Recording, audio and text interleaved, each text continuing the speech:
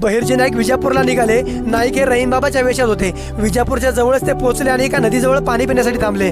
तेव्हा अचानक एका घोड्याचा किंकाळण्याचा आवाज आला. तेव्हा रहीम बाबांनी वरती बघितलं तर तो घोडा जखमेने लाल झाला होता आणि घोडेस्वार नदीजवळ दगडाला येऊन अडकला होता.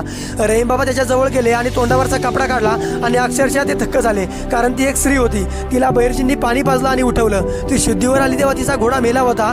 तिला याचं खूप वाईट वाटलं आणि तिच्या डोळ्यात पाणी आलं. पण तेवढ्या दूरवर घोड्यांच्या किंकाळण्याचा आणि टापांचा आवाज आला आणि ती घाबरून पळायला लागली.